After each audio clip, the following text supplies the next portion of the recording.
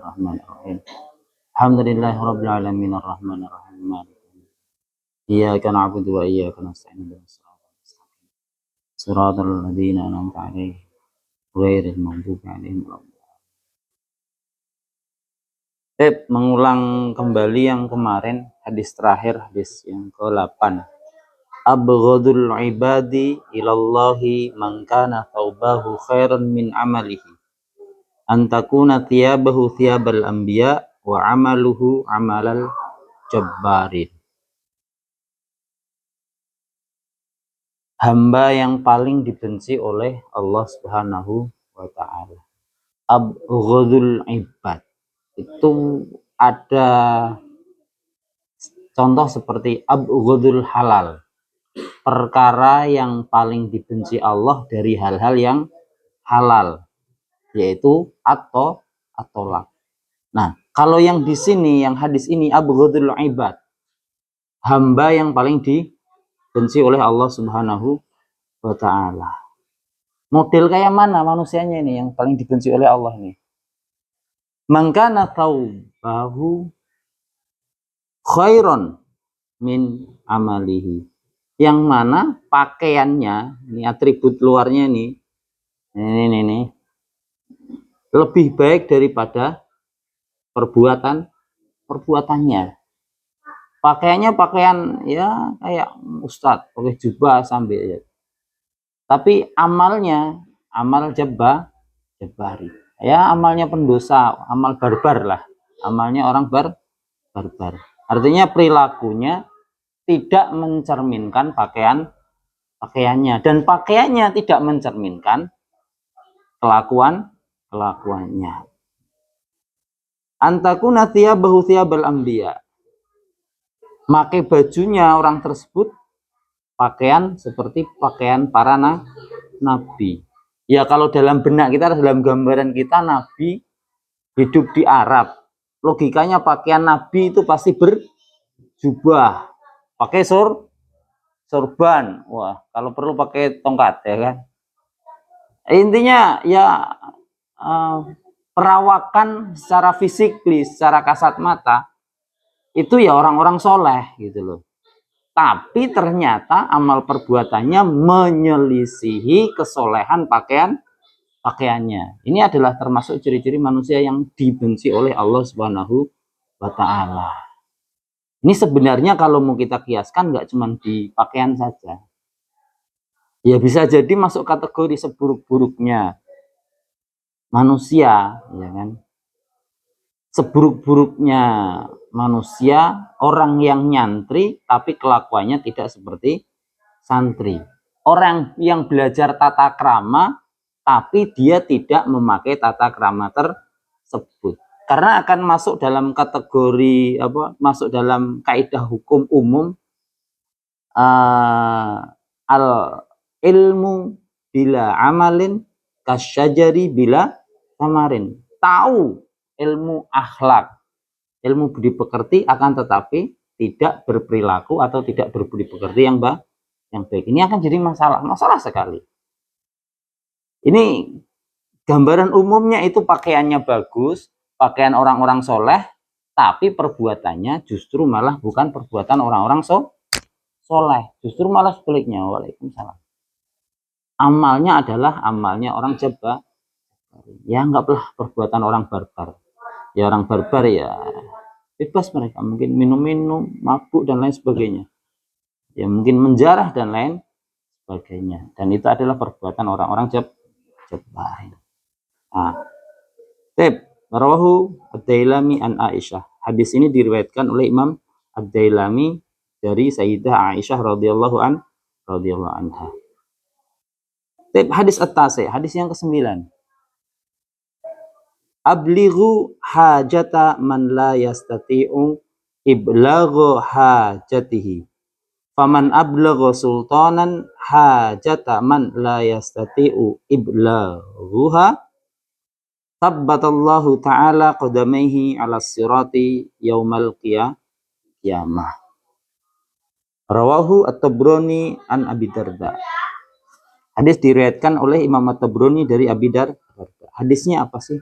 Ablighu hajata man la yastati iblaghu hajatihi.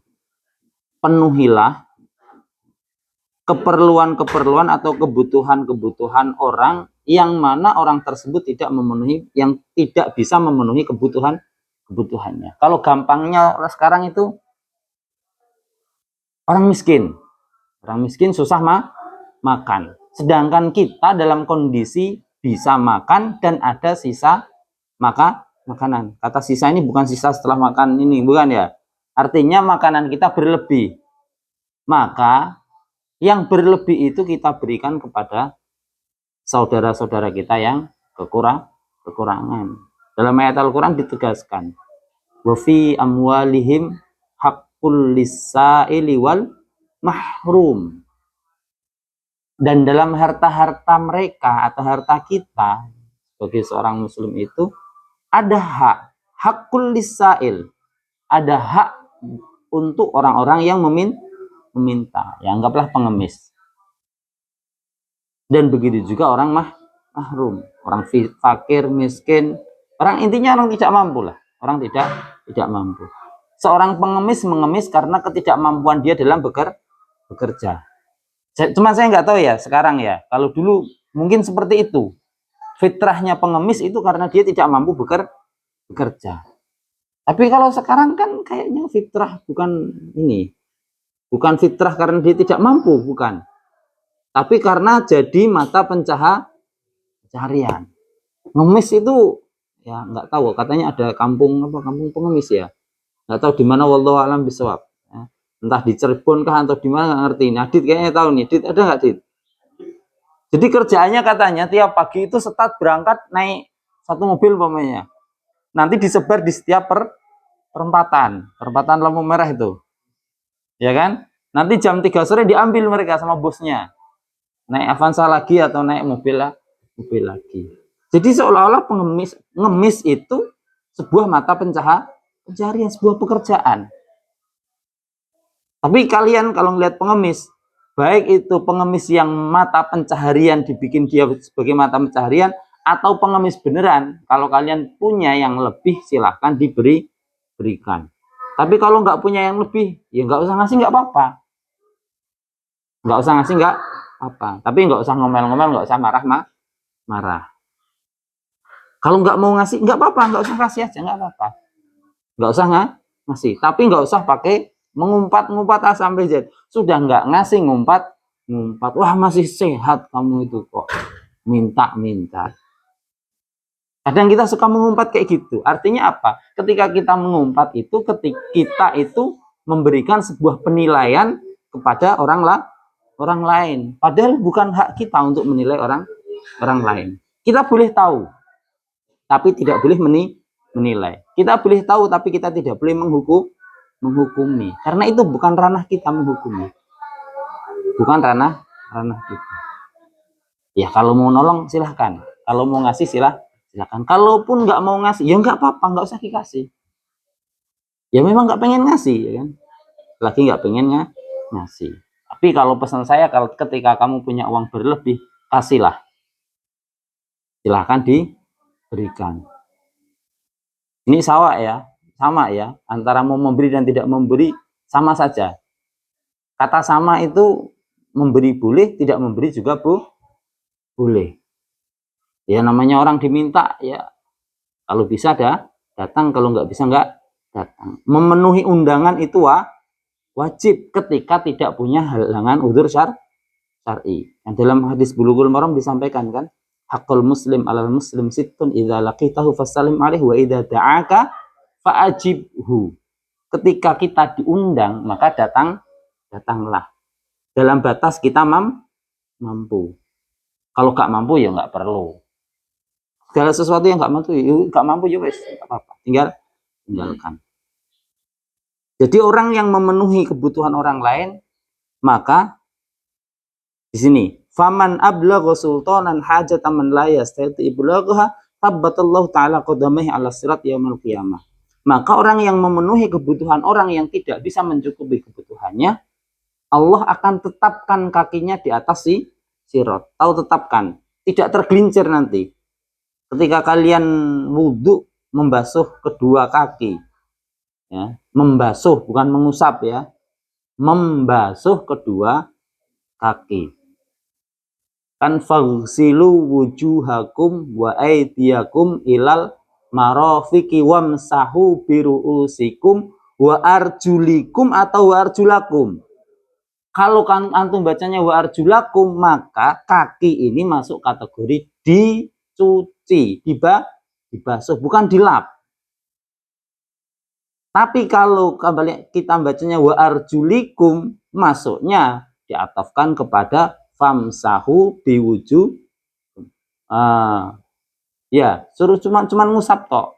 Berarti suruh ngusap saja. Kalau arjulikum, tapi kalau la fathah maka harus dibasuh. Gak boleh cuma dilap tok ya. Nanti ijtihadnya semakin ngawur nanti kalau ini. Tip. Ini sesuai dengan yang dikhutbahkan sama Ustaz Adit tadi. Man naffasa'an muslimin kurbatan naffasallahu anhu kurbatan min kurabit dunia wal akhirah atau kurabil akhirah. Wa man yassara musliman yassarallahu ta'ala fid dunya wal akhirah. Terus lanjutannya, wa man satara musliman satarahullahu yaumal qiyamah. Wallahu fi aunil abdi maka nal abdu fi auni akhihi. Dalam riwayat lain, wallahu fi aunil abdi maka mal abdu fi auni akhihi. Ini sama dengan hadis ini, selaras, artinya orang yang mau menolong orang lain. Gini, di dunia itu masih banyak orang baik. Masih banyak orang baik. Ketika teman-teman ini nggak menemukan orang baik, maka jadilah kamu orang yang baik. Jadi ketika yang lain nggak baik, kita tetap harus baik. Ya memang banyak orang baik. Tapi ketika kita sudah tidak menemukan orang baik, maka jadilah kamu satu-satunya orang yang baik. Hadis ini diriwayatkan oleh Imam At-Tabrani dari An Abi Darda, Imam Abi Darda. Hadis al-ashir, hadis yang ke-10. Ibna Adam ati rabbaka tusamma akilan wala ta'sihi fatusamma jahilan. Rawahu Abu Naim an Abi Hurairah. Ibna Adam, ini ada nida yang hilang di sini. Yabna Adam sebenarnya. Nidanya hilangkan di hadap. Yabna Adam, wahai anak keturunan Nabi Adam alaihi salam. Ati rabbaka tusamma akilan. Taatlah kalian terhadap Tuhanmu. Maka kamu termasuk orang-orang yang akil, orang yang pintar, orang yang cerdas. Orang yang cerdas ya orang yang taat kepada Tuhannya. Wala ta'sihi fatusamma jahilan. Dan janganlah kamu itu bermaksiat atau memaksiati Tuhanmu. Maka kamu itu akan dilabeli dengan nama jahil, orang yang bodoh. Dulu saya sempat dapat pertanyaan ini. Ustaz, mana yang lebih baik? Seorang yang alim tapi suka berbuat dosa, atau orang yang bodoh tapi nggak pernah berbuat dosa? Kalian jawabnya kayak mana?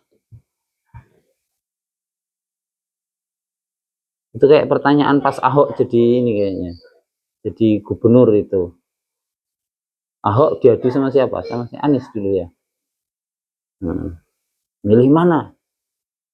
Pemimpin muslim yang korup sama pemimpin kafir yang adil. Wah, iya. Kalau saya pertanyaannya salah, ya kan? Pertanyaannya salah. Ini jelas nggak apple to apple, salah. Harusnya pertanyaannya itu bagus mana antara pemimpin kafir yang adil dengan pemimpin muslim yang adil. Ini baru agak apple to apple, ya kan? Ini perbandingannya langsung dijomplangke, yang satu adil, yang satu kok korup. Bahaya enggak pas. Nah, ini ada pertanyaan seperti itu. Mana yang lebih baik, Ustaz? Orang alim tapi ahli maksiat, sama orang bodoh tapi nggak pernah bermaksiat. Kalian bisa jawab. Satokem kira-kira jawabnya apa?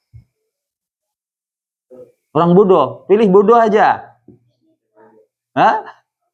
Pilih bodoh. Ini dalam Safinah disampaikan loh. Fasadun kabirun alimun tahatik wa akbar minhu jahil mutanasik loh.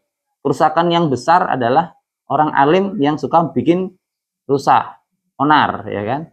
Tapi lebih rusak dari itu orang bodoh yang rajin beribadah. Ini yang mana coba? Mau bilang orang yang alim tapi nggak bermaksiat, nggak ada pilihan itu, pilihannya cuma dua.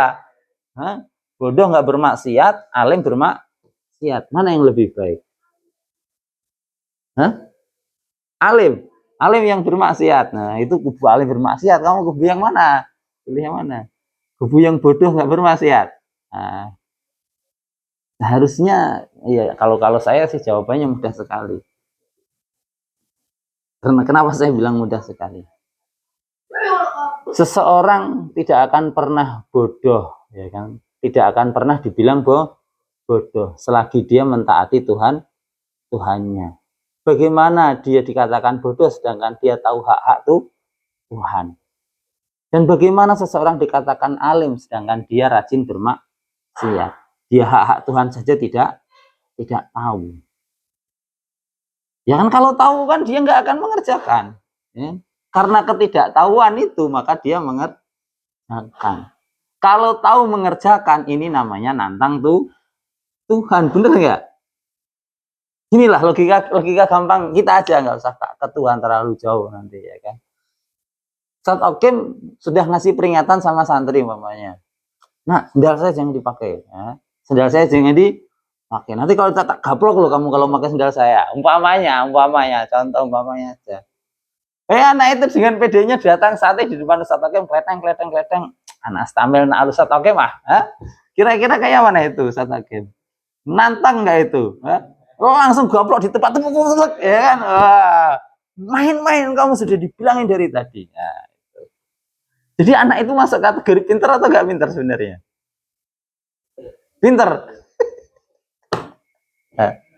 Jadi anak itu sebenarnya bodoh dalam perbuatan, cuman pintar dalam pikirannya saja. Kalau dasar Dharma Pramuka kan ada taci paparera hedibe. So ada suci dalam pikiran tapi harus disertai dengan perbuatan. Ada nggak perbuatan itu? Ada. Nggak boleh cuman di sini tok bersih, di sini tok cerdas, tapi dalam berbuat tidak cerdas. Musibah.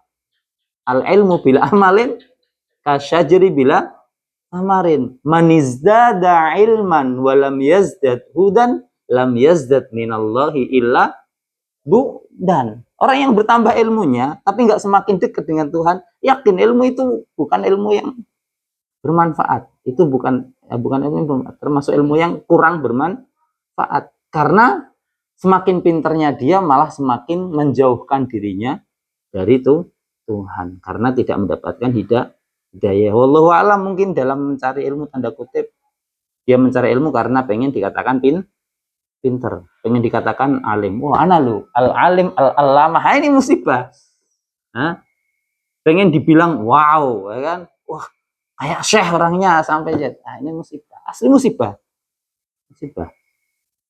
Ketika dalam hati ada rasa lebih pintar dari yang lain A sampai Z, ya kita akan semakin tersesat. Ya kita tengok kisah dalam juz 16, kisahnya Nabi Musa dan Nabi Khidir alaihis salam. Kenapa ketika Allah kok sampai menyuruh Nabi Musa untuk belajar kepada Nabi Khidir alaihis salam? Konon katanya dalam sebuah riwayat, wallahu alam bisa riwayat ini benar atau enggak. Dulu Nabi Musa itu ada rasa sombong. Ada rasa sombong. Sombongnya kayak gini.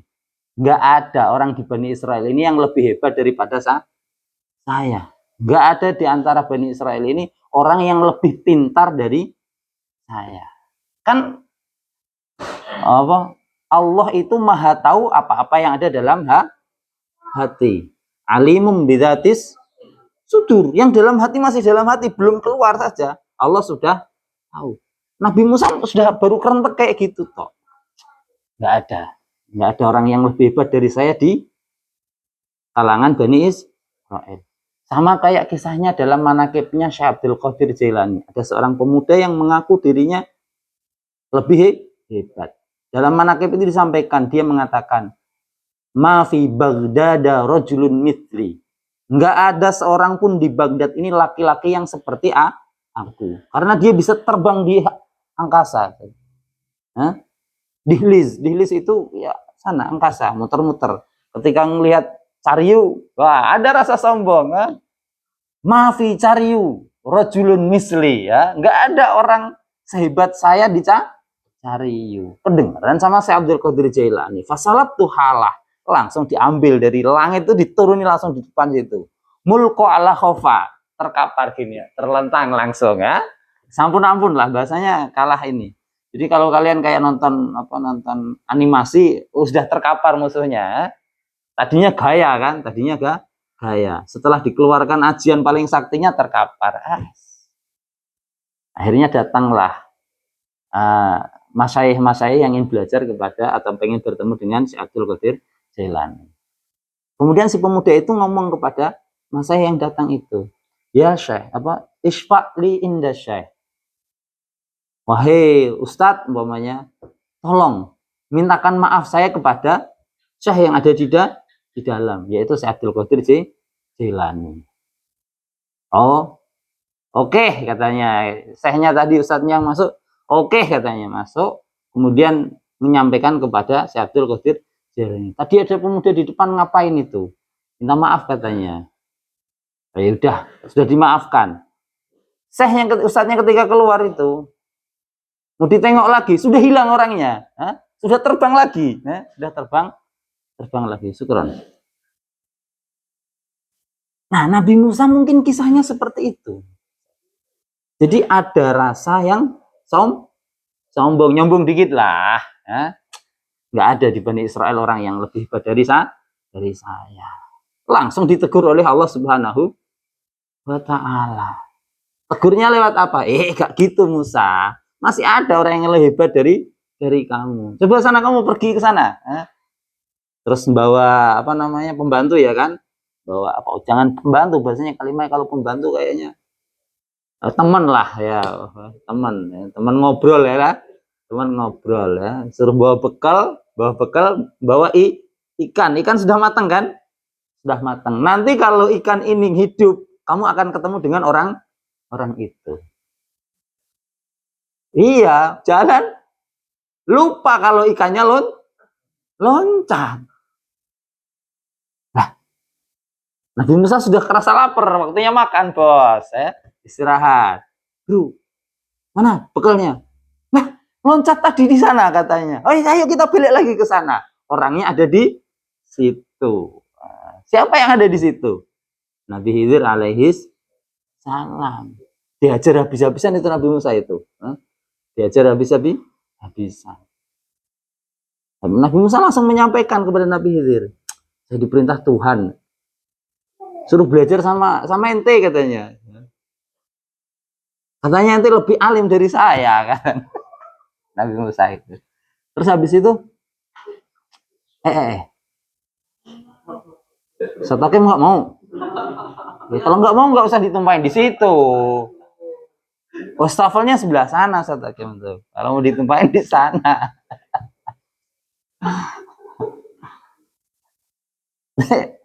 Kita lanjut ya, Satokim biar nyari lap lah nggak apa-apa. Jadi proses nyantrinya Nabi Musa kepada Nabi Khidir diawali dari rasa sombong tadi, nyombongkan dikit lah bahasanya.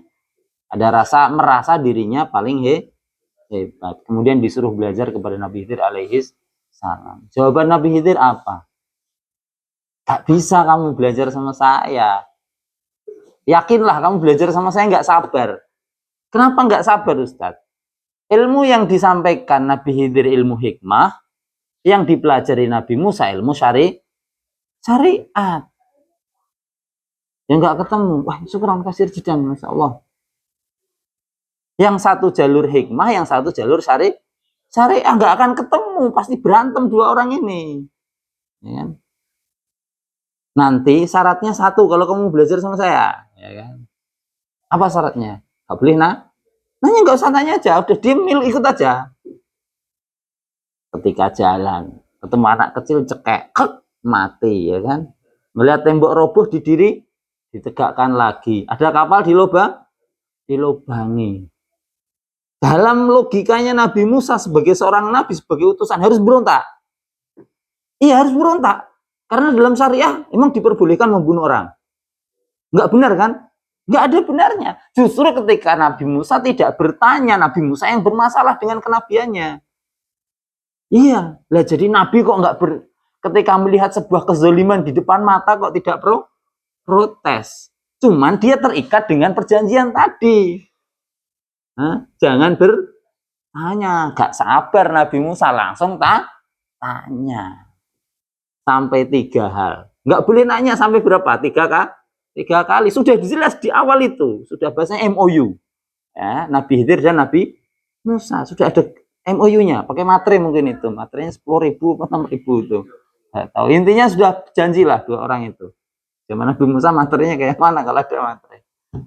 Sudah bikin perjanjian dari awal. Kalau kamu mau belajar dengan saya, syaratnya satu. Nggak boleh bertanya. Tapi nggak bisa.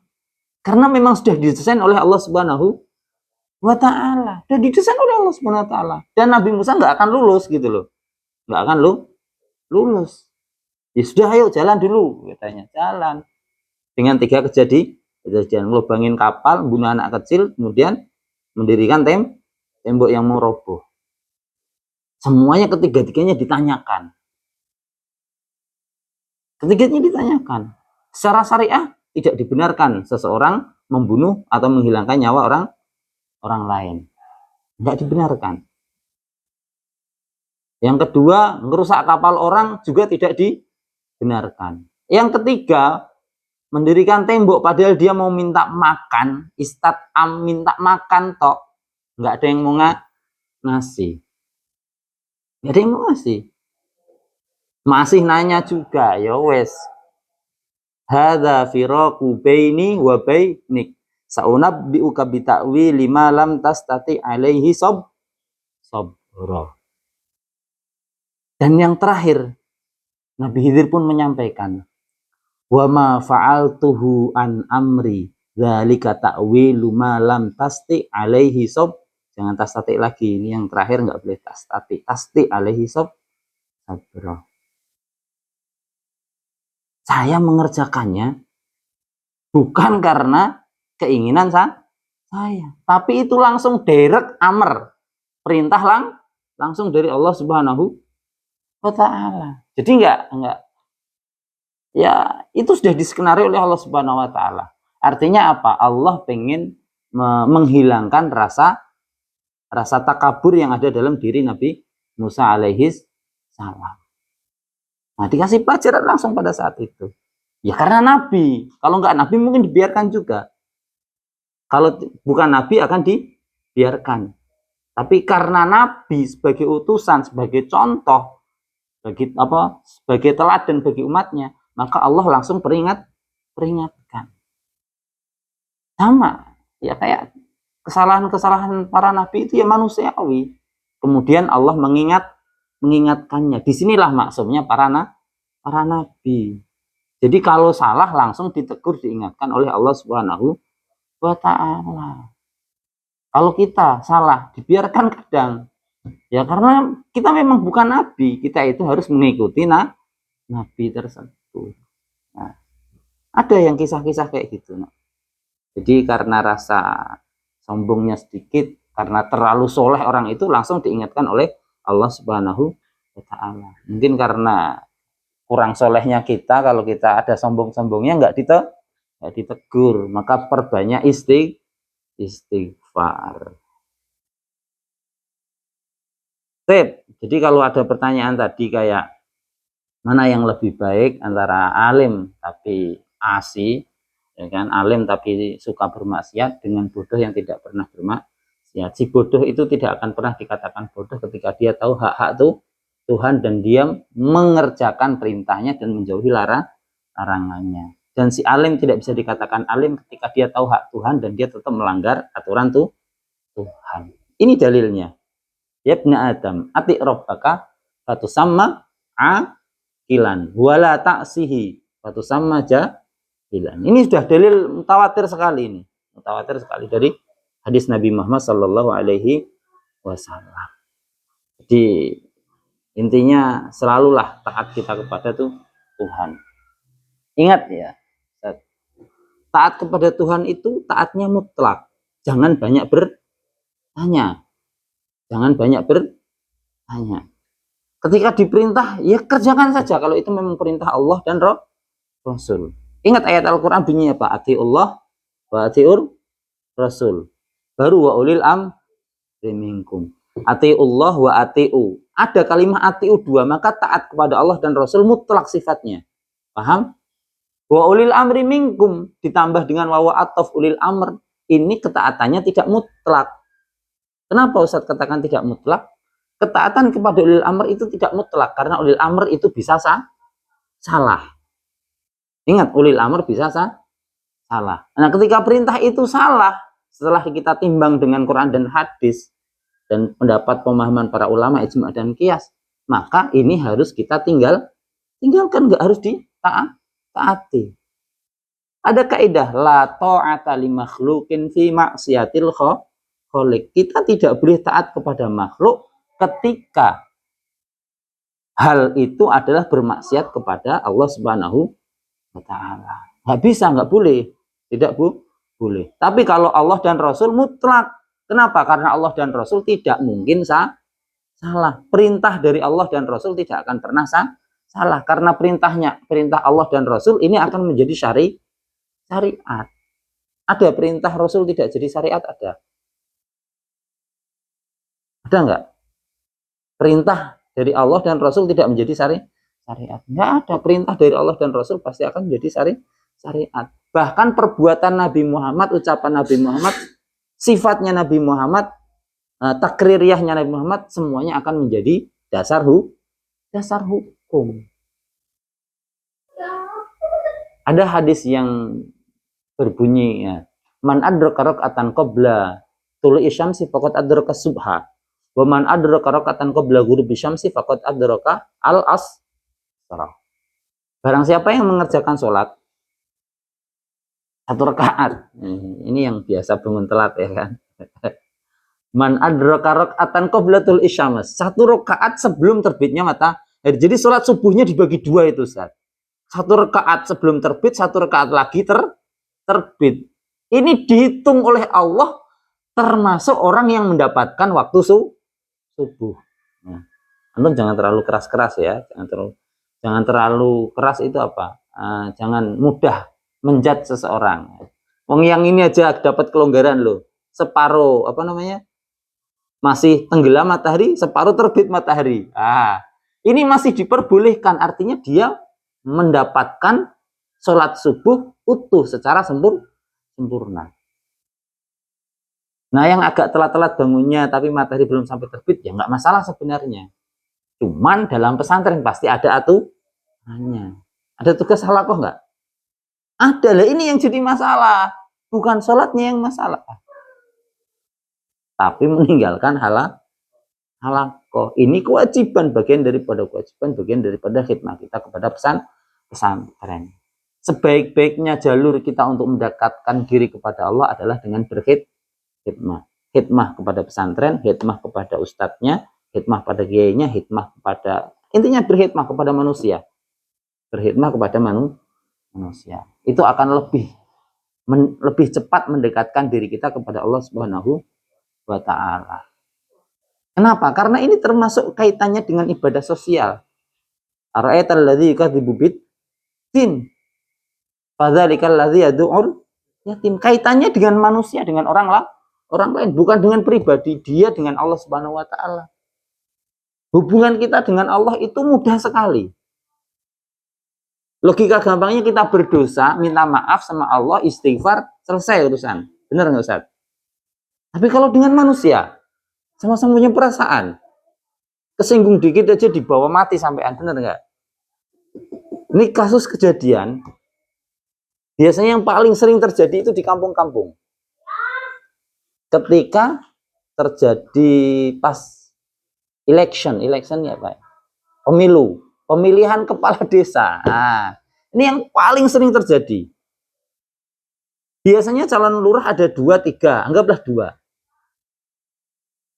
Yang satu pengikut A, pengikut B. Yang jadi ternyata pengikut yang A, umpamanya A nih yang jadilah. Yang B nggak jadi. Ini pengikutnya yang milih A sama B ini musuhannya loh, bisa sampai mati Ustaz. Hah? Cuman pilihan lurah aja kayak apa ya? Kayak agama jadinya. Sampai dibawa mati. Jangan Ustaz. Antum boleh beda pilihan. Boleh beda pilihan lurah, boleh beda pilihan camat. Camat nggak milih ya. Beda pilihan bupati, wali kota, gubernur, presiden, boleh beda. Tapi jangan perbedaan itu dijadikan sebagai alat permusuhan sampai mati. Kubu Prabowo, kubu Jokowi berantem sampai kiamat. Setelah dibangkitkan masih berantem lagi. Naudzubillah sama naudzubillah. Sudahlah, itu kehidupan dunia saja, ya kan? Itu kehidupan dunia. Selesai. Siapa yang jadi, yaudah itu presiden kita bersama. Kalau sesuai kita dukung, kalau nggak sesuai kita protes. Kan katanya negara demokrasi, maka protesnya dengan demo. Nah, karena sudah ada perwakilan Dewan Perwakilan Rakyat, nggak tahu nih mewakili atau enggak, Allah alam bisawab, ya kan. Intinya lewatlah, tempuh sesuai dengan jalur yang sudah ditetapkan. Nggak usah dendamnya dibawa sampai mati. Gara-gara saya nggak dipilih si fulan ini, udahlah. Nanti kalau kesusahan saya nggak akan mau nolong lagi. Bener dia mau lahiran nggak ditolong. Padahal yang punya mobil satu-satunya di desa cuma dia tok. Rumah sakit jauh sana. Salah sendiri kamu kemarin nggak milih saya. Wah, nah ini jangan ini pesan saya jangan. Ingat hadis yang tadi sebelumnya, hadis yang ke-8. Orang yang memenuhi kebutuhan orang lain maka Allah akan penuhi kebutuhannya. Sama dengan hadisnya saat tadi. Man nafasa an muslimin kurbatan. Orang yang memudahkan permasalahan seseorang, orang lain lah. Nafasallahu anhu kurbatan. Maka Allah akan mempermudah permasalahan dia, baik di dunia maupun di akhirat. Allah akan permudah itu. Wa man satara musliman, dan barang siapa yang menutupi aib saudaranya muslim, maka Allah akan menutupinya juga aibnya, bahkan sampai di hari kiamat. Wallahu fi aunil abdi madamal abdu fi auni akhihi. Allah akan menolong hamba selagi hambanya mau menolong sesamanya. Ini ibadah sosial, ya. Ibadah sosial, bukan ibadah yang sifatnya pribadi personal, tidak, tapi ibadah sosial. Ibadah sosial lebih dikedepankan daripada ibadah pribadi. Kenapa? Ibadah pribadi tetap kita harus mengerjakannya, tapi ibadah sosial lebih penting. Karena ibadah sosial maslahatnya untuk bersama. Rukun Islam ada berapa, Ustaz? 5 ya? Pertama apa? Oke, dari belakang saja. Haji, kalau mampu, nggak usah, ya kan? Kemudian puasa pun yang mampu, kalau nggak mampu nggak usah puasa, benar nggak? Nih, zakat pun kalau mampu, kalau nggak mampu nggak usah zakat. Nerima zakat loh, kan nggak mampu, ya kan? Terus yang kedua, sholat. Ini nggak bisa, Ustaz. Kamu mampu nggak mampu, tetap kamu harus sholat, nggak bisa ditinggal. Dan yang pertama adalah syahadah dan sholat ini satu paket, nggak bisa dipisah. Ada sholat pasti ada syahadah. Tapi kalau ada syahadah belum tentu ada sholat. Jadi dalam sholat pasti ada syahadah. Nggak sah sholat antum kalau nggak pakai syahadah. Setiap sholat harus pakai syahadah. Asyhadu an la ilaha illallah. Atau pas at-tahiyat sudah gini dulu, nggak apa-apa, terserah. Nggak usah berantem itu. Cuma nunjuk jari aja kok berantem kalian ya. Mau nunjuk jari tunjuk aja, nggak tunjuk juga nggak apa-apa, ya kan? Nggak usah berantem, ya kan? Sudah tunjuk aja, mau nunjuk dari pertama atau pas asyhadu alla ilaha illallah, terserah. Hah? Yang nunjuk dari pertama nggak usah nyalain, yang nunjuk pas asyhadu alla ilaha illallah. Yang asyhadu alla nggak usah nyalain, yang angkat pas at-tahiyat tuh. Terus ada yang gerak-gerak gini. Nah, muter-muter ini, katanya nyari Tuhannya belum ketemu katanya. Ini parah juga yang kawan itu ya. Iya ada gini, katanya nyari sinyal nggak ketemu, nyari Tuhannya. Katanya sih, bukan kata saya sih. Itu nggak usah dicaci maki, udah biarin aja. Hah? Karena mereka punya keyakinan masing-masing dalam mengangkat telunjuk jari. Nggak usah berdebat juga, nggak ada faedahnya berdebat. Nah, nggak jadi alim mendebatin telunjuk ini, nggak jadi alim juga. Nggak usah. Cari yang pokok-pokok saja. Yang khilafiyah udah silahkan milih. Kalau khilafiyah silahkan milih. Tapi kalau yang pokok akidah, umpamanya sholatnya kita di Indonesia nih, ada satu kelompok jamaah dalam agama Islam yang sholatnya ngadepnya ke selatan sama ke utara. Nah ini boleh protes, ini boleh protes. Baik, sholatnya masjidnya kok ngadepnya utara ke selatan, ya kan? Enggak barat timur enggak, tapi utara selatan. Selagi posisinya masih di Indonesia itu salah, benar. Tapi kalau sudah di Belanda lain lagi kasusnya. Jangan disamakan. Antum kalau ke Belanda sholatnya ya ngadepnya jangan ngadep ke barat. Karena arah Ka'bah tidak di barat Belanda. Belum pernah ke Belanda ya? Belum ada yang pernah? Sama kalau gitu. Saya juga belum pernah ke Belanda. Nggak tahu Belanda ada di mana juga nggak ngerti. Setahu saya pemain bola Indonesia banyak dari Belanda. Lanjutkan. Udah jam 9 Ustaz.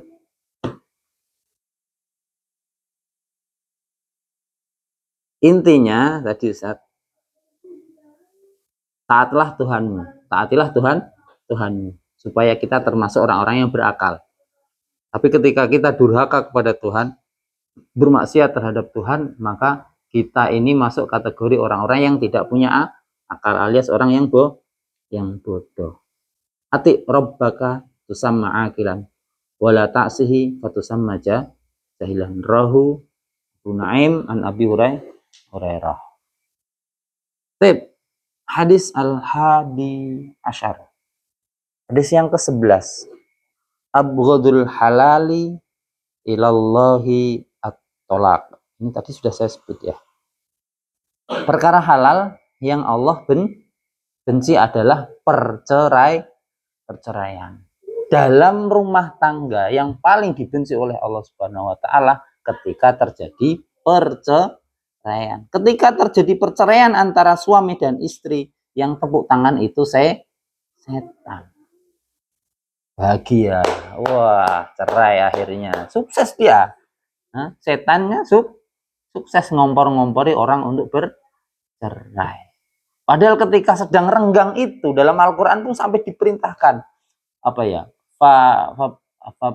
Asu hakama min ahli wa hakama min ahliha yurida islaha yuwaffiqillahu baina huma. Suruh mengirim utusan dari yang pihak putra ini putra, ini putri. Kirim utusan, jangan mereka lagi mereka yang berantem suruh ketemu lagi, berantem lagi.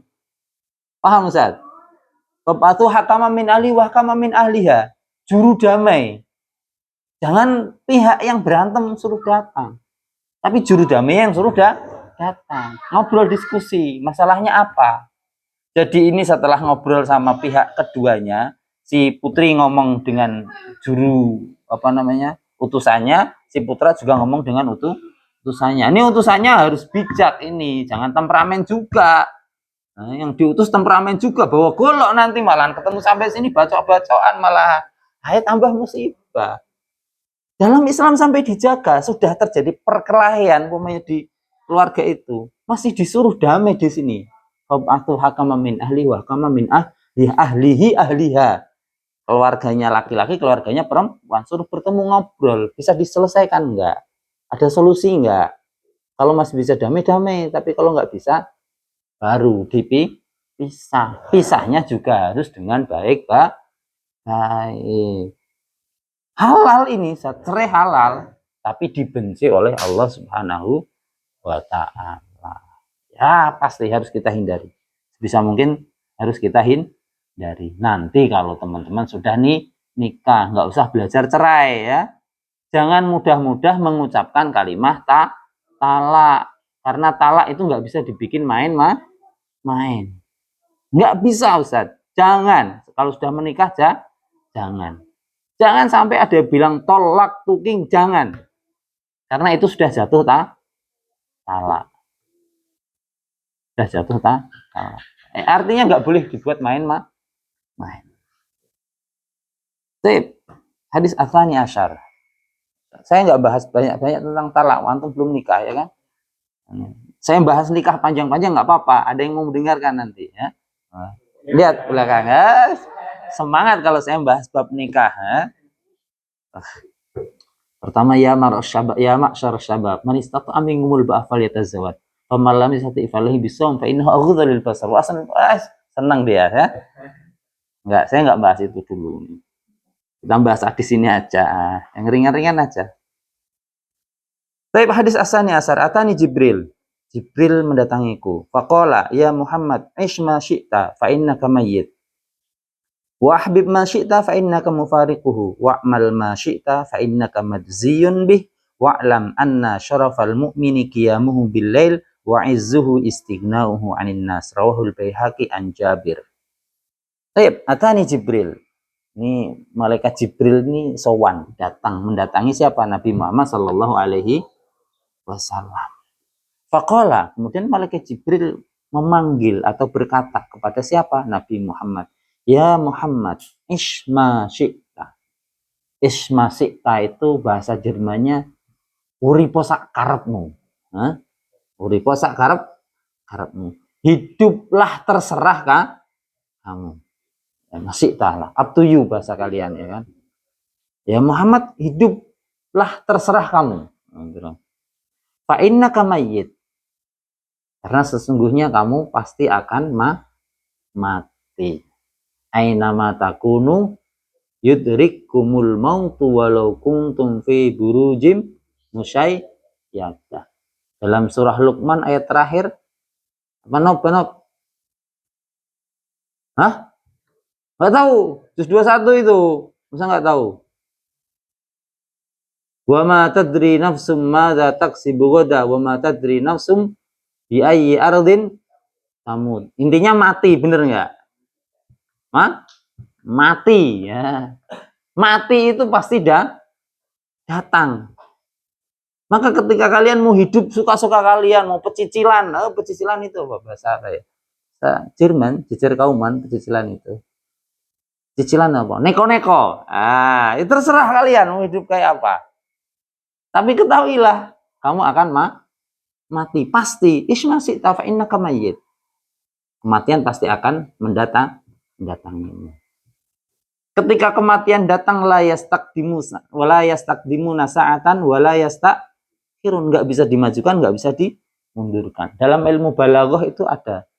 Wa idzal maniyatu anshabat alfaraha alfaita kulla tamimah la tanfa. Ketika kematian sudah mengeluarkan cakar-cakarnya nih, Ustaz. Alfaraha alfaita kulla tamimah la tanfa.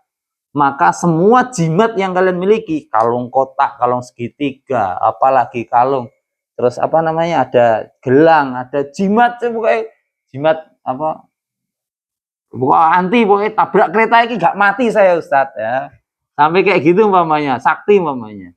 Semua jimat yang kalian miliki, raja apapun yang kalian miliki, tidak akan pernah ada manfaatnya ketika kematian sudah mendatangi atau menghampiri. Ya nggak usah nunggu ditabrak kereta, Ustadz. Tidur ngorok di kasur saja, kalau sudah jamnya mati, klik ditemenin Israel, ya wes, innalillahi wa inna ilaihi raji'un. Langsung diumumkan di masjid biasanya kan. Innalillahi wa inna ilaihi raji'un. Innalillahi wa inna. Baca 3 kali dulu biar agak angker serem-serem gimana gitu ya kan. Baca 3 kali dulu. Habis innalillahi itu ya, kalau di Jawa ngaturi pirsa, memberitahukan bahwasanya Fulan bin Fulan telah meninggal dunia pada jam tadi. Jangan terangkan situ. Jadi ketika sudah dengar innalillahi, orang-orang pasti nyimaknya serius, Ustaz. Siapa ini? Nama siapa? Nah, itu jadwal kematian itu sudah ada. Maka ketika antum hidup sesuka kalian terserah. Kematian akan menjemput kita kapanpun kita. Kondisi kita. Siap gak siap, mati akan datang. Gak bisa. Bentar bro, aku tak persiapan dulu. Mau mati persiapan dulu, gak bisa. Hah? Gak ada yang tahu. Hah? Ingat, wa idzal maniyatu ansyabat adfaraha alfaita kulla tamimah lakan. Ketika kuku-kuku kematian itu sudah mendekati kita, kematian datang dengan semua cakarnya, maka semua jimat yang kita miliki tidak ada apa-apanya, artinya tidak ada faedahnya. Nah, pasti akan mati. Jadi teman-teman mau hidup pecicilan jumping naik RX terserah, ya kan? Nah, lalu waktunya mati pasti mati. Ada yang nggak mati? Ada punya tetangga yang nggak mati? Dukun yang sakti paling sakti mana? Ada yang nggak mati nggak? Mati kan? Ada dukun yang masih hidup sampai sekarang, zamannya Fir'aun umpamanya. Ada penyihir zaman Fir'aun masih ada yang hidup. Sudah mati semua. Sudah atau sudah nggak nyihir lagi? Sudah kalah sama Nabi Musa, lupa ilmunya. Sudah dimakan sama tongkatnya Nabi Musa semua. Awal mula sihir itu kan dalam surah Al-Baqarah disampaikan itu wattabau ma tatlu syayatinu ala mulki Sulaiman wa ma kafara Sulaiman walakinna syayatina kafaru yu'allimuna an-nasa as-sihr wa ma unzila 'alal malakaini bi Babil Harut wa Marut wa ma yu'allimani min haddin hatta yaqula innama nahnu fitnatun fala takfur fa yata'allamuna minhum ma yufarriqu bihi bainal mar'i wa zawj dan seterusnya. Jadi yang ngajari sihir siapa? Harut Marut. Nah, dilanjutkan oleh setan. Bener ya? Iya. Terus nggak usah belajar sihir lah. Nah, apalagi sihir kayak santri kita aja. Magic. Siapa? Kiki sama Akbar ya. Magic. Magicnya mana? Belum magic dulu udah magic ya. Ya udah kayak gitu aja sihir kalian. Nggak apa-apa lah ya. Pakai lampu hias itu udah magic, nggak apa-apa itu ya. Itu lebih baik daripada magic beneran, malah akan mendekatkan kita kepada kekufuran. Bukan sihirnya sebenarnya.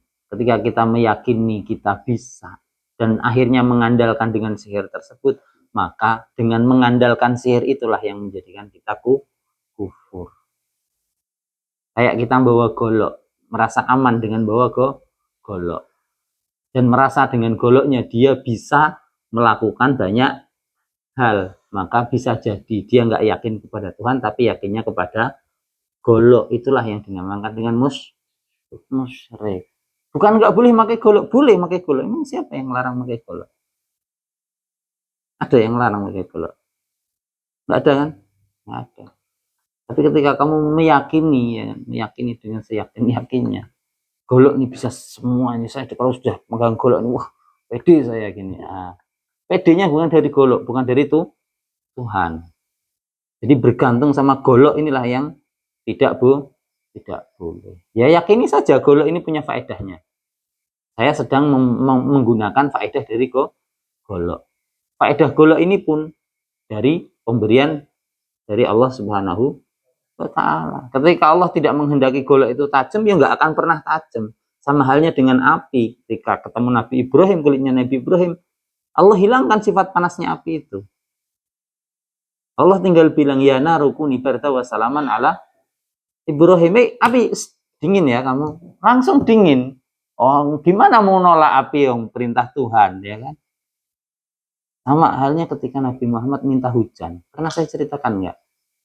Jadi pada zaman Nabi itu terjadi kekeringan, Ustaz. Kekeringan yang melanda nah, zaman Nabi Muhammad lah, di sekitar Nabi Muhammad di Madinah ini. Kering, terus para sahabat sudah nggak punya air, stok air habis. Datang kepada Nabi Muhammad, minta kepada Nabi Muhammad, ya Rasulullah, doakanlah kami kepada Tuhan supaya Tuhan menurunkan hujan. Yang menurunkan hujan Allah atau malaikatnya?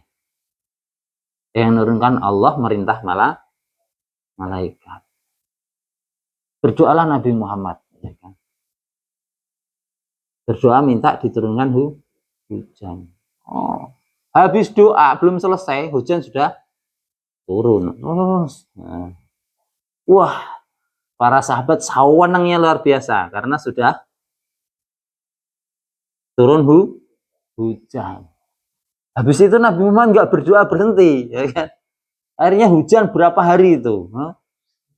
Malaikatnya mau menghentikan nggak berani kayaknya. Nabi Muhammad belum minta berhenti, ya kan? Nabi Muhammad belum minta berhenti. Akhirnya hujan itu terus, masih hujan terus. Sahabat datang lagi kepada Nabi Muhammad. Kemarin kita kekeringan, sampai nggak bisa minum. Sekarang barang kita hilang semuanya, habis kebanjiran. Mau tidur juga nggak bisa, rumah ya roboh semuanya. Ini kalau masih hujan lagi, sudah kita nggak punya tempat tinggal lagi. Akhirnya minta hujannya diberhentikan. Doa Nabi didengar. Jadi Nabi kalau pengen kaya ya Alphard, mungkin Alphard turun pada zaman Nabi. Untung zaman Nabi nggak model Alphard, modelnya onta, ya kan? Onta, alat transportasinya onta. Nah, cuman Nabi kan nggak gila harta, ya kan? Nabi tidak gila harta. Ngajarkan umatnya supaya juga tidak gila harta.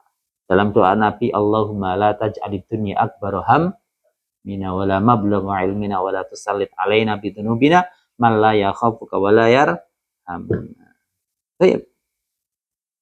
Isma syi'ta fa innaka mayyit. Jadi hidup mau seurakan apapun antum, pasti kematian akan menemui kita. Nggak ada ceritanya manusia abadi. Mau bilang Nabi Khidir alaihissalam, Nabi Khidir nanti juga mati, kalaupun sekarang masih hidup. Pasti akan mati. Apalagi ini, jangan deket-deket dengan Israfil ya. Nanti nggak sengaja ketiup ya. Ya wes. Wassalam itu berarti tanda hari kiamat. Mati semua kalau udah ketiup itu. Semuanya mati.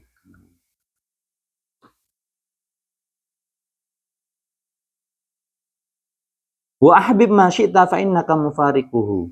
Dan cintailah apa-apa yang kamu sukai, kamu cintai. Fa innaka mufariquhu. Karena sesungguhnya kamu akan berpisah dengan apa-apa yang kamu cintai tersebut. Mau benda, mau orang, mau hewan, mau apa yang kita sukai, mau sukai apa sih terserah kamu. Tapi ketahuilah, kamu pasti akan berpisah dengan apa yang kamu sukai itu. Umpamanya Ustadz Bonov lagi suka sama kucing nih. Oh, dirawat terus, dikasih makan, belikan Whiskas. Belikan Whiskas, ya kan. Sampai jatah dia jajan nggak jadi jajan. Belikan Whiskas buat kucing. Nggak lama ada orang iseng dikasih minyak kayu putih itu, apa namanya? Bulunya. Dijilati sama kucing. Innalillahi wa inna ilaihi raji'un. Untung kalau punya minyak kayu putih jangan dioles ke badanku kucing, mati kucing itu, kena minyak kayu putih. Ini contoh yang diracun, Ustaz. Contoh nggak diracun, pas antum keluar jalan-jalan ternyata ada kucing lebih gede lagi ditekam, mati juga, ya kan? Nggak sengaja ada anjing lewat, ya kan? Digigit anjing juga mati kucingnya. Nggak akan pernah tahu dari mana datangnya kematian itu. Dan kita pasti akan berpisah dengan apa-apa yang kita sukai. Orang juga yang kita sukai juga akan berpisah. Kemarin Ustadz Bonov lagi suka-sukanya sama Ustadz Dedi di sana. Tiba-tiba selesai lulus pisah. Ustadz Okem lagi suka-sukanya di Darman. Tiba-tiba pisah juga. Iya nggak Ustadz Okem? Iya. Ustadz Jamal lagi seneng-senengnya di Karawang juga. Nggak lama eksekusi pindah ke cari. Ustadz Asep sudah deket dengan Ustadz Satria dan kawan-kawan. Nggak lama Allah pindah lagi. Paham maksudnya? Ahbib ma syi'ta fa innaka mufariquhu. Kalian boleh suka sama siapa saja, boleh suka apa saja, tapi ketahuilah kamu pasti akan berpisah dengan apa yang kamu sukai. Jadi kalau suka proporsional, Ustaz. Kalau suka itu proporsional. Dalam hadis Nabi disampaikan, ahbib habibaka hauna ma'asa ayyakuna baghidaka yawmamma wa baghidaka asa ayyakuna habibaka yawmamma. Sukailah orang yang pengen kamu sukai, sekedarnya saja, biasa-biasa saja. Nggak usah berlebih-lebihan. Nanti kalau ditinggal pergi stres antum. Sedang-sedang saja, biasa saja. Siapa tahu suatu saat yang paling antum suka itu ternyata menjadi musuh kita. Ada nggak kejadian kayak gini? Wabghid baghidaka asa ayakun habibaka yaumamma. Bencilah orang yang pengen kita benci, tapi biasa-biasa saja, sedang-sedang saja. Nggak usah benci maksimal, nggak usah benci sampai mendarah daging.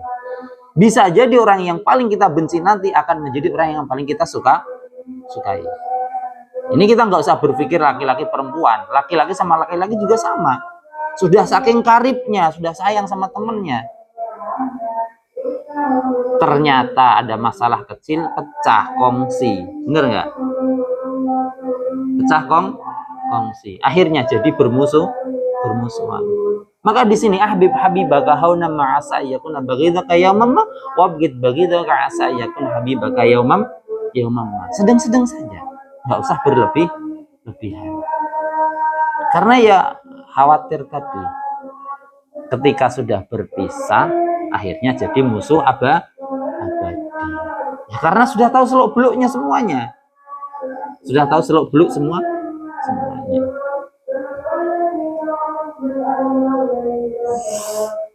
Wa habib ma syi'ta fa innaka mufariquhu wa'mal ma syi'ta fa innaka majziyun bih. Dan berbuatlah sesukamu karena sesungguhnya kamu akan mendapatkan balasannya. Berbuatlah sesuka kita dan kita pasti akan mendapatkan balasan dari semua perbuatan kita. Famay ya'mal mithqala dzarratin khairan yarah wa may ya'mal mithqala dzarratin syarran yarah.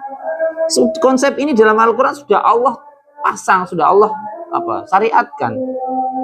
Fajaza'u sayyi'atin sayyi'atun misluha. Hal jazaa'ul ihsan illal ihsan. Selalu akan semua perbuatan akan menuai hasilnya. Wazari usyari mangkusun ala ra'si. Dan orang yang menanam keburukan akan kembali kepada dia sendiri. Maka ya kalau bahasa kita mungkin tabur tuai ya. Saya nggak terlalu pinter dengan kalimat tabur tuai itu. Setahu saya orang yang berbuat buruk ya tadi, orang yang berbuat keburukan mangkusun ala ra'si, akan kembali kepada dirinya. Maka hati-hati ketika kita berbuat buruk kepada orang lain, maka keburukan itu nantinya akan kembali kepada kita. Wazari usyarri mangkusun ala ra'si.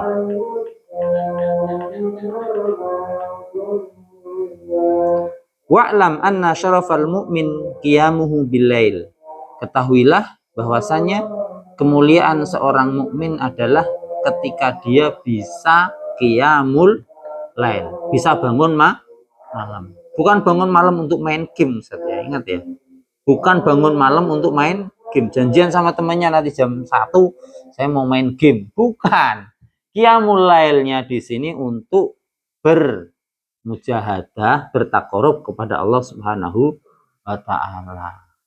Kalau memang ahli Quran, ya qiyamul lailnya setelah sholat murojaah hafalan. Kalau nggak murojaah ya bikin hafalan. Artinya qiyamul lail wan nasu niyam, ketika orang-orang tidur kita itu bangun malam mau beribadah di tengah malam yang dingin ya kan, karena memprioritaskan Tuhan, maka Tuhan juga akan memprioritaskan kita. Teman-teman asatid nggak usah bertanya seberapa dekat diri kita ini dengan Allah, seberapa penting diri kita di mata Allah. Nggak usah berpikir sampai situ. Cukup teman-teman berpikir seberapa penting Allah bagi teman-teman semua. Kalau Allah itu benar-benar penting, yakinlah segala sesuatu hal yang menyenangkan orang yang kita cintai adalah sebuah kewajiban. Kalau kita cinta kepada Allah, hal-hal sunnah saja menjadi wajib hukumnya. Karena untuk orang yang dicintai. Terlebih untuk Allah Subhanahu wa Ta'ala. Ya logika gampang sajalah. Yang sudah pada pacaran umpamanya. Hal-hal yang sepele saja, yang seharusnya enggak wajib, yang sunnah atau mubah, itu akan menjadi prioritas tersendiri. Akan ya seseorang ketika mencintai seseorang akan memperlakukannya dengan cara yang berbeda. Itu pasti. Baik kelihatan orangnya maupun tidak kelihatan. Pasti perlakuannya berbeda. Cuman lihat sendalnya saja sudah beda kadang. Benar nggak? Orang zaman dulu kenapa pinter bikin puisi, bikin prosa? Kenapa Ustaz? Bikin surat cinta. Kenapa pinter Ustaz? Hah? Karena ya tadi Ustaz, rasa Ustaz. Untuk ketemu itu susah. Maka satu-satunya cara adalah sekarang sudah nggak ada orang bisa nulis surat, nggak bisa pantun. 4 kali 4 sama dengan 16. Sempat nggak sempat harus balas. Nah, ada kayak gitu. Antum nggak pernah denger itu. Taunya halo, udah langsung selesai urusan. Jadi antum nggak bisa nulis tulisan antum ya ChatGPT paling itu tulisannya. AI yang suruh nulis. Orang dulu nggak nyusun kata-kata dulu. Antum nggak pernah ngerasakan bikin surat untuk temen cewek sampai diulang-ulang kertas sampai habis, belum pernah kan? Belum pernah. Orang-orang zaman dulu itu ngalamin. Tulisannya dibikin sebagus mungkin, padahal tulisannya tetap jelek juga. Udah dibagus-baguskan, itu tetap jelek juga. Ada coretan sedikit Ustaz, buang, ganti, baru lagi ngulang dari awal. Sebenarnya ada faedahnya juga, latihan nulis sebenarnya. Latihan nulis. Maka kita jangan selalu melihat dari sisi negatif. Dari hal yang buruk pun di situ pasti ada kebaikan. Dalam diri orang jahat pasti di situ tetap ada kebaikan. Dalam diri orang yang baik di situ juga didapati sebuah keburukan. Maka disinilah pentingnya kita nggak boleh jumawa, nggak boleh sombong merasa diri kita paling hebat, diri kita paling benar, diri kita paling alim. Enggak. Semua orang pasti punya kurang. Yang nggak punya kurang cuma Tuhan saja. Ya. Cuma Tuhan saja. Wa'lam anna syarafal mu'min qiyamuhu bilail. Wa izzahu istighna'uhu anin nas. Dan kemuliaannya, izzun itu keagungan seorang manusia, istighna'uhu anin nas. Tidak butuh kepada manusia. Ada dalam pelajaran kita, manusia adalah makhluk sosial. Al insanu madaniyun bitab'i, ya bahasanya kayak gitu. Pernah belajar nggak itu? Pernah kan? Manusia adalah makhluk sosial. Maka seseorang itu akan kelihatan mulia, kelihatan tinggi derajatnya ketika dia itu tidak terlalu butuh kepada orang lain. Enggak dikit-dikit, Ustaz, angkat galon. Enggak. Ya kalau memang bisa angkat sendiri, ngapain nyuruh orang? Kerjakan sendiri. Kata istighna itu enggak terlalu membutuhkan orang lain. Bukan tidak butuh sama sekali. Tidak. Tapi tidak dikit-dikit nyusahkan orang lain. Dikit minta tolong. Sudah nyari robot aja lah kalau kayak gitu. Ya. Istighna wanin nas. Ya. Ketika kita mau disukai sama orang kan, izhad bima indan nas. Yuhibbukan nas. Yuhibbukallah yuhibbukan nas. Zuhudlah dengan apa yang dimiliki oleh manusia, maka Allah akan menyukai kita, begitu juga manusia akan menyukai kita. Contoh yang gampang saja. Di sini, di Dakwah Al-Jannah ini. Asatid punya teman namanya Ustadz Saiful, bener nggak? Kalau hari Jumat saya senang deket sama Ustadz Saiful. Saya dapat lele 2. Dapat ayam dua. Ustadz Saiful zuhud dengan makanan-makanan yang bernyawa. Saya tidak. Ada lele, makan lele. Ada ayam, makan ayam. Paham? Kezuhudannya Ustadz Saiful ini saya suka. Karena dia nggak akan ngambil lele. Bener nggak? Gak mungkin dia ngambil lele. Maka dia disukai manusia. Nggak ngambil jatah orang, ya kan? Tapi ketika antum rakus, ya kan? Antum pasti berpikir, Ustadz A sudah masuk, habis lauknya. Nah, besok antum ketika ngeliat Ustadz A masuk, pikiran antum pasti, Ustadz A masuk, habislah lauk kita ini. Lama-kelamaan akhirnya antum benci dengan Ustadz A tersebut. Bener nggak? Ini logika saja, logika gampang saja. Tapi kalau Ustadz Saiful yang masuk, pas lauknya ayam, aman nggak? Kalian merasa aman nggak kira-kira? Aman nggak? Wah, aman sekali. Dia dulit aja nggak, kuahnya aja nggak ngambil kadang. Paham? Wazhad bima indan nas, yuhibbukallahu yuhibbukan nas. Zuhudlah dengan apa yang dimiliki oleh manusia. Maka orang-orang akan menyukai kalian. Ketika kalian tidak suka dengan durian, ya kan? Nggak suka durian. Ustadz Okem suka durian. Contoh aja Ustadz Okem, nggak usah sedih gitu. Walah, buat contoh aja, ya kan? Ada durian buahnya, ya kan? Ustadz Okem nggak suka durian, ya kan? Yang lain suka. Maka yang lain itu ketika melihat Ustadz Okem dengan datangnya durian, bahagia dia. Musuh berebutnya hilang satu, bener ya? Jadi Ustadz Okem ini paling disayang. Kenapa? Jatahnya Ustadz Okem bisa dimakan bareng. Jatahnya Ustadz Okem ternyata paling banyak. Wah, temannya tambah sewenang lagi. Nggak bakal dimakan. Pasti nanti dikasihkan kita. Bener nggak? Yakin. Tapi kalau antum tamak dengan yang dimiliki oleh orang lain, yakin antum akan dijauhi. Ngelihat aja mungkin pergi orangnya. Si fulan, umpamanya perokok nih, contohnya umpamanya ya kan, yang rokok tinggal satu batang umpamanya ya kan. Ada si fulan yang dikit-dikit suka minta rokok umpamanya.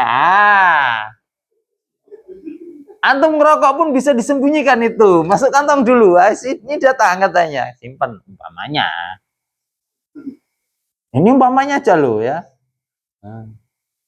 Maka ketika kita zuhud, saya tidak menghukumi rokoknya ya. Ini contoh saja ya. Contoh, saya sedang tidak berbicara tentang rokok. Saya sedang berbicara tentang zuhud. Kebetulan contohnya rokok saja. Sama kayak durian tadi ya kan. Pete, jengkol. Kan ini macam-macam nih. Ada orang yang suka pete sekali, ada yang nggak suka sama sekali. Yang nggak suka ini pasti disukai sama orang yang suka pete, ya kan? Pas makan prasmanan, wah bahagia pokoknya. Yang nggak suka pete nggak akan ngambil pete sama sekali. Yang suka pete, wah taruh sini semua. Oh nggak mau, dia nggak mau sini, ya kan? Bener ya? Tuh. Tapi kalau antum yang rakus, ya kan, sama-sama suka, ayam tinggal 3 orang datang.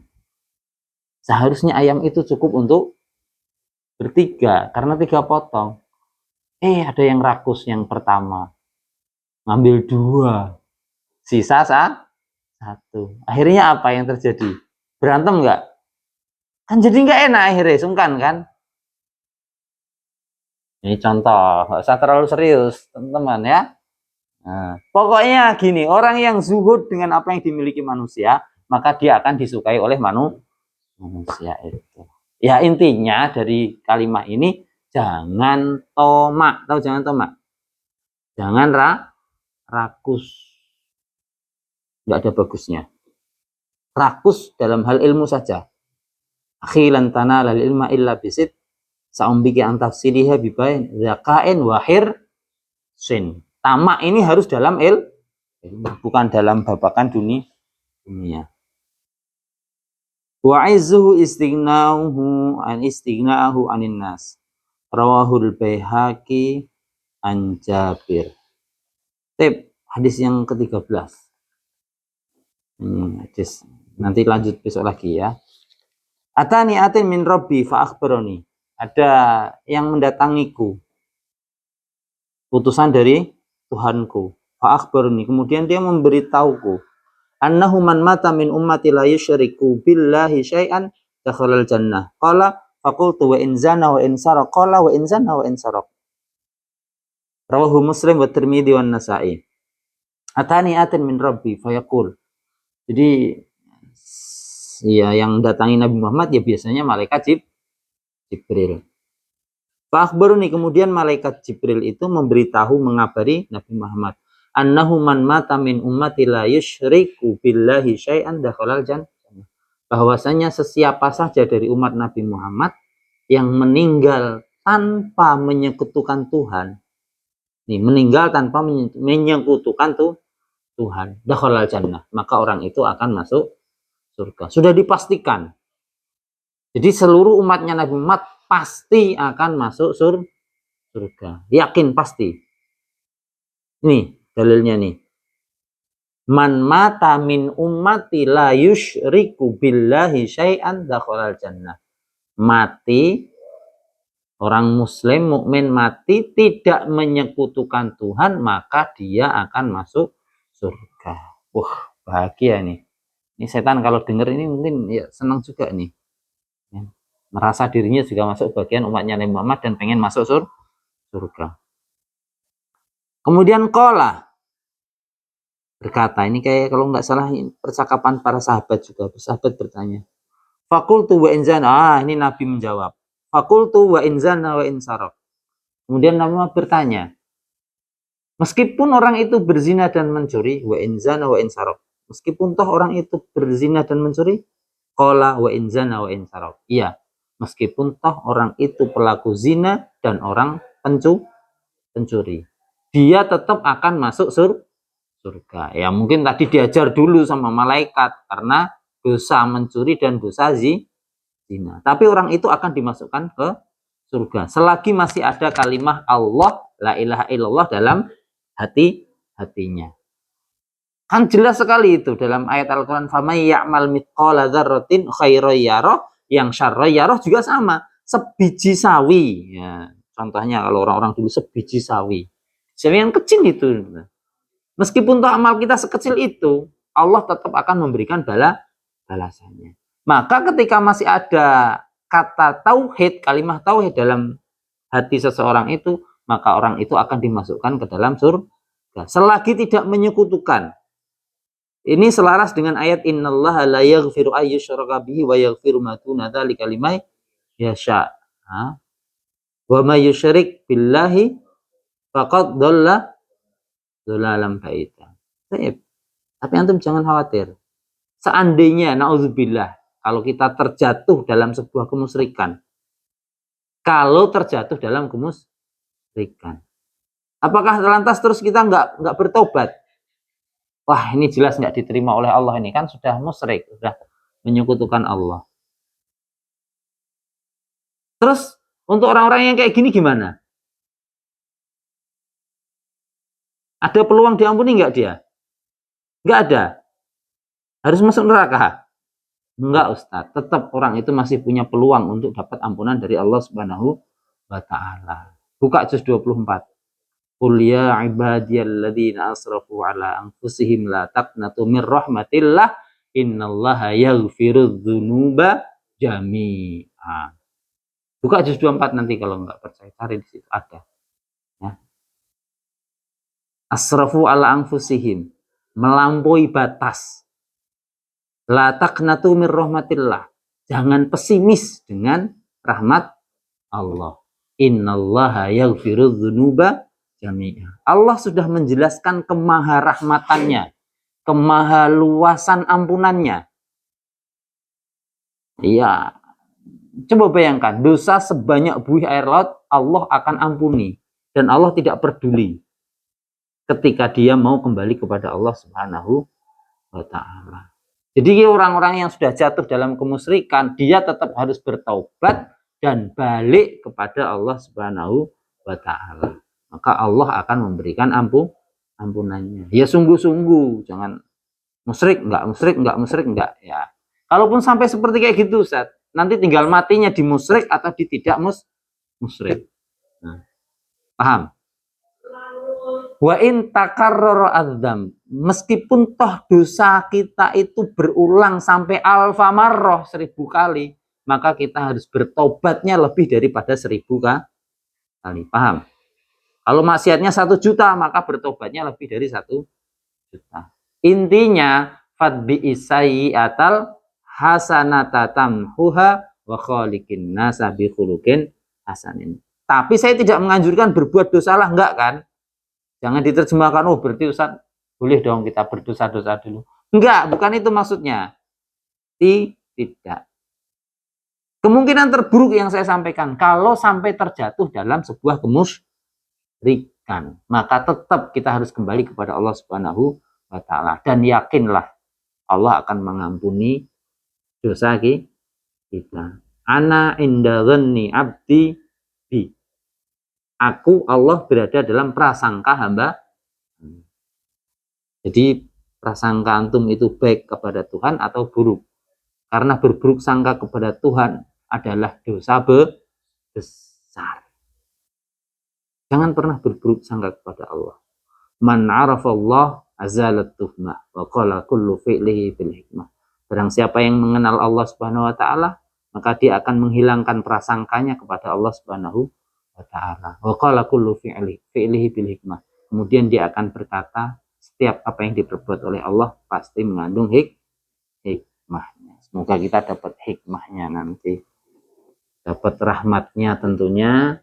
Yang jelas teman-teman asatidz jangan pernah berhenti belajar. Semakin pinter, semoga kepintaran itu mendekatkan diri kita kepada Allah Subhanahu wa Ta'ala. Bukan sebuah kepintaran ketika itu menjauhkan diri kita kepada Allah. Justru kepintaran yang sebenarnya adalah hal-hal meskipun toh sedikit, meskipun toh kecil, tapi itu menyebabkan kita dekat dan semakin dekat kepada Allah Subhanahu wa Ta'ala. Baik, malam ini kita cukupkan, lanjutkan minggu depan. Keren. Assalamualaikum warahmatullahi wabarakatuh.